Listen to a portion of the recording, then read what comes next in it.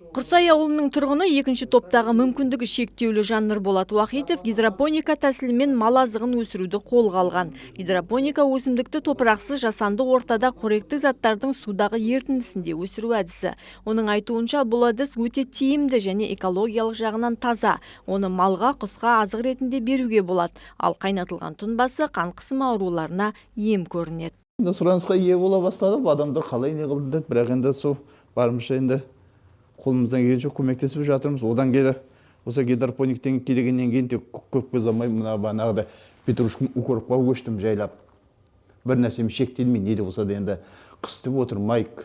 Нұрболаттың жүріп тұруы қиындау болғанмен оған мойып отырған жоқ. Суын құйып, басқа да күтімін жасап жүр. Гидропоника әдісімен өсірілген шөптің құнарлылығының қаншалықты екенін білу мақсатында қаз асырауды да қолға алыпты. Мұндай шөпті азық қылған қаздар тым тәуір ет жинаған. Нұрболат Уахитовтың ендігі мақсаты мемлекеттің қолдауымен кәсібін кеңейту.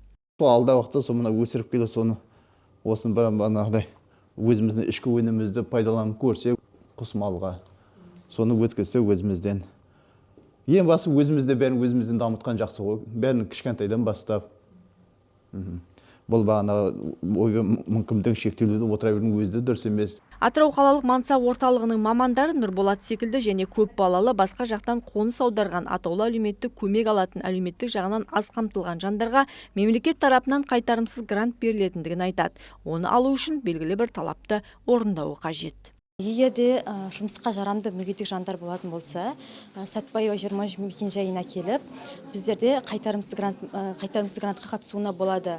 Биыл 2025 жылғы МРП бойынша МРП 3932 теңге, яғни ол дегеніміз 400 МРП 1,572,800 теңге. Оған қатысу үшін бірінші бизнес бастау онлайн курс бар. Сол курсты оқу керек болады.